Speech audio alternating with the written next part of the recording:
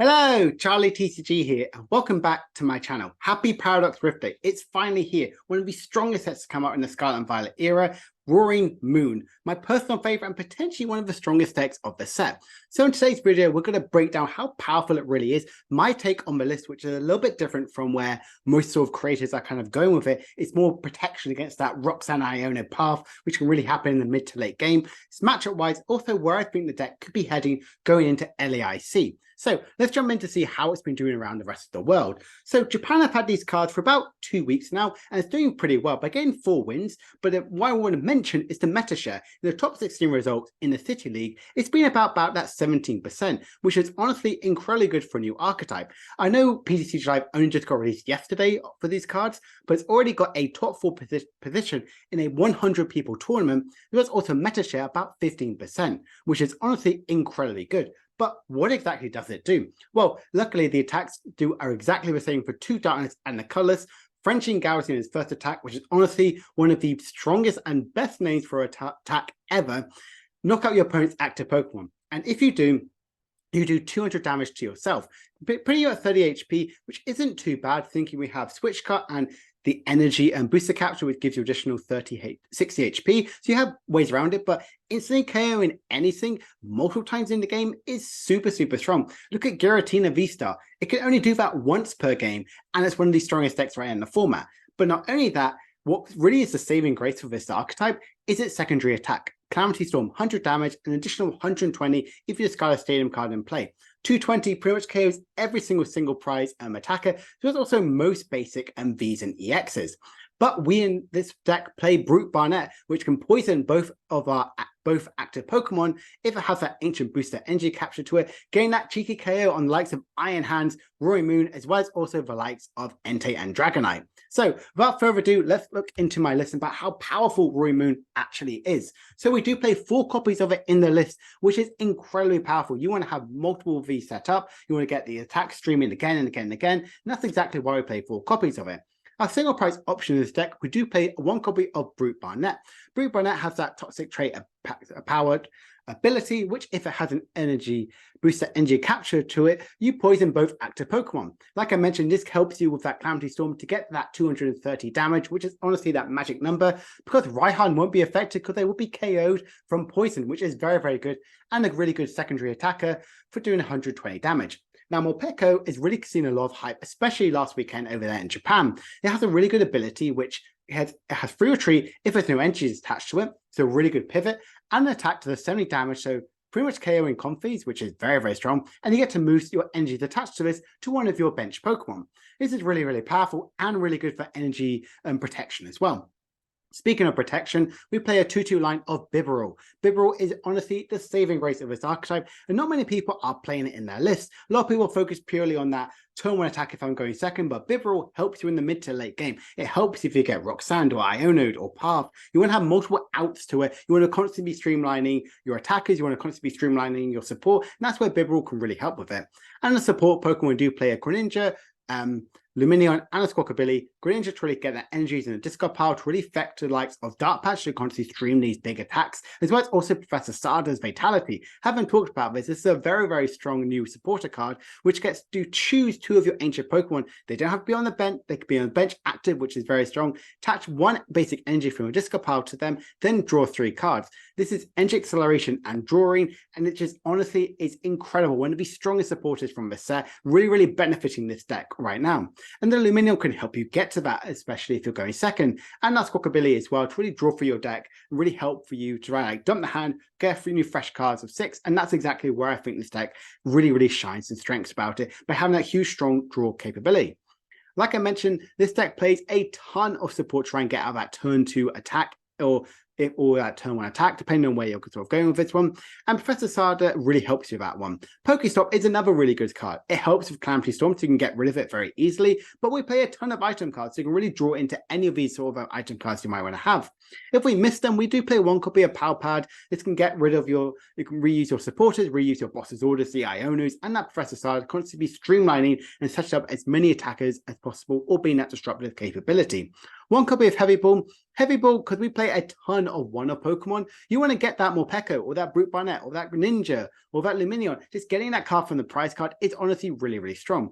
We play 4 different types of switching cards, 2 switching cards and 2 switches. Why? Because we have a ton of Pokemon with a huge retreat cost of 2 or more, which is very, very sort of scary. Switch card gets that additional healing, really helping you potentially get out of that Sableye math, and Switch really helps you in that Bibarel, because if they just like a boss story or Bibarel out there, you don't have any way out of it. You don't want to be using your switch cards. You want to be using switches, and potentially even like so Scale could be a good substitute as well. 2 copies of Pokegear, because Pokegear helps you get to Professor Sada as early as turn 1 if you're going second. That's exactly why we played 2 copies of this one, and it's Pokegear, Pokestop searchable. So that's honestly why we played 2 copies of it. Now onto another brand new, really good card, Earthen Vessel. Discard a card from your hand. If you do, search your deck for 2 basic energies and put them into your hand. This has strong capability because you get to get that discard effect with Ultra Ball, with Greninja, as well as also get that energy attachment you might need to have, as well as also just discarding the basic energy from this one, or having an energy attachment for turn. This card is absolutely broken in this deck, and I honestly absolutely love it. It makes so much sense. It helps you get that energy acceleration, helps you get everything to make this deck work as quickly as possible. Have that Synergy of Dark Power, which is very, very strong, and we also play Ultra Ball, which helps you with that. You can use that, discard 2 of the Dark Sense you might get Lumineon, Professor Sada, use those 2 energies you just saw, search it out with Earthen Vessel to attach them to your Roaring Moon, draw some cards, potentially get another Earthen Vessel, discard, attach, Dark Patch, switch. There are so many ways to get that big turn 1 attack. It's honestly incredible. And Battle VIP Pass as well. I know a lot of people talk like hate about Battle VIP, people saying, oh, it's really bad for the game. And the answer is yes, it is, but it opens up so much possibilities. It makes this deck really strong by getting up 2 basic Pokemon you might want to have. You play a ton of basics, and this card honestly works so well in this deck. We do play 1 copy of Iono and 2 Boss Orders as that disruptive capability. Iono is really good, potentially even in the early game if you whiff some sort of ways. Just want to draw some more cards. Iono really helps in that. And Boss are really like boss outs and these big beefy Pokemon, which can use Frenzy Gouging or Calamity Storm to get their big 1-hit KOs.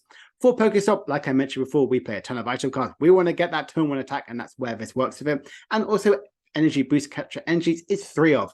Attached to that Brute Barnet, you get to poison both active Pokemon. You attach the Roaring Moon, you don't get affected by that poison, and you have additional 30 HP. Very, very strong. The only shame is if it's discarded by Pokestop, you can't grab it because it's no longer an item card. It is a tool. And then we also play 9 copies of basic energies. Darkness. We don't need a ton of them because we have Earthen Vessel and Professor Sada and Dark Patch. You're constantly utilizing multiples of energy, so you'll have enough for exactly 3 Roaring Moons sort of set up. But with Earthen Vessel, you basically have 13 basic energies. You have so many ways to go around it. Honestly, that's why we play that 9 as well. You could go up to 10, maybe 12, but that really hurt your consistency. And honestly, I love this deck in testing, in theorizing, in play testing as well. I think this deck is absolutely incredibly strong. And so talking as matchup wise, it is a pretty decent matchup over the board. Definitely it's more favorable ones the likes of Sheehan, Iron, and Valiant, and Mew VMAX. Golden Go, in my testing and understanding, I do think it actually has a decent matchup in there. Sheehan, because you're not really using that Frenzy Gouging, you could constantly be utilizing Calamity Storm. They already play Pokestops, so you can rely on theirs as well for their setup. You're getting these big 1-hit KOs very easily.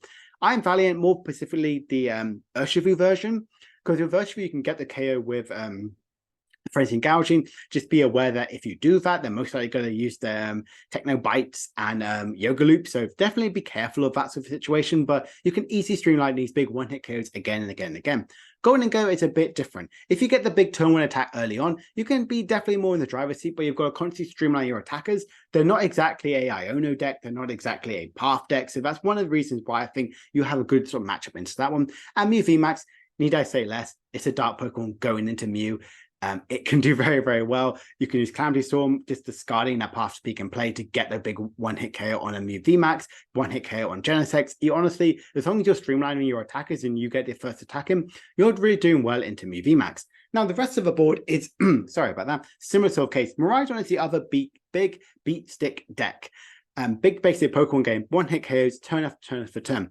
As soon as you attach the energy boost and capture, they have to use a Raichu to KO you, which generally could save you the game, and that's why I think it's a bit more even into Miraidon. It's whoever gets the first attack off. Similar like Charizard, you do have a decent Charizard matchup into it, but you're going to be constantly using your Frenzy Gouging just to get the KO on Charizard. It can kind of be a little bit tricky sort of that situation, but you can get the early KO KOs in the early game by getting those KOs on the Entei and stuff like that. Lost Box is definitely a little bit tricky as well. They have that Sableye, they have Cramorant, they have Snorlax, which could definitely be a bit scary as well. There's also Dragonite to get those big one-hit KOs, but as soon as you attach the Ancient Energy and Booster Capture, you can definitely make it a matchup a little bit more even, but there are Lost Box. You have ways around it and the single prize attackers. Similar with Gardevoir. Gardevoir I will put into favor, but I honestly do think it's more even than favored. You do pretty much KO nearly everything, but they're going to be constantly streamlining you single prizer after single prizer after single prizer, and you just want to go 2-2-2, and they're potentially going to go 2-2-2. So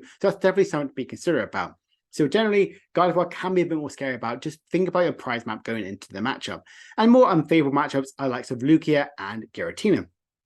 Lugia, I definitely say is a bit more favorable one. Not only do you have to use your Frenzy Gouging just to get the KOs on Lugia, but they have multiple ways around it. They have Iron Hands, so you go Frenzy Gouging, they just go Iron Hands into it, get 3 prizes, and then all of a sudden they go, right, I just need to get one more free prize. There's a Squawkabilly on there. I can maybe streamline and get another attack off and get a KO that way.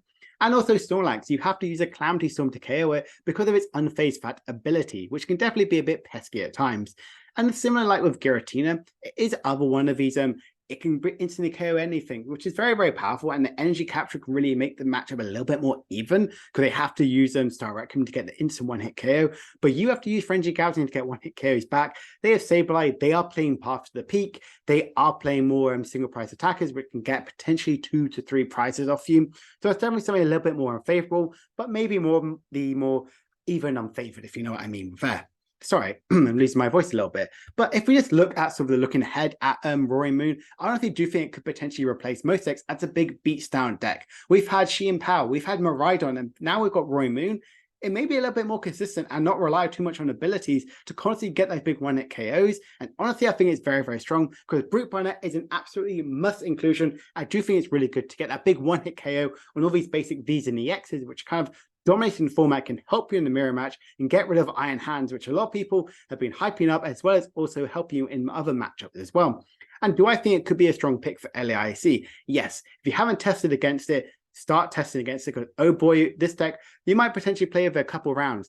From what I've seen online, from what I'm seeing of people talk about it, a lot of people are talking about Roaring Moon, and that's honestly the reason why I think you should really get onto the testing about it, because it is that strong, because it has 2 incredibly strong attacks, and that can easily get these big one-hit KOs as early as turn 1 if you're going second, and that's exactly why I think Roaring Moon has got a good position in the metagame.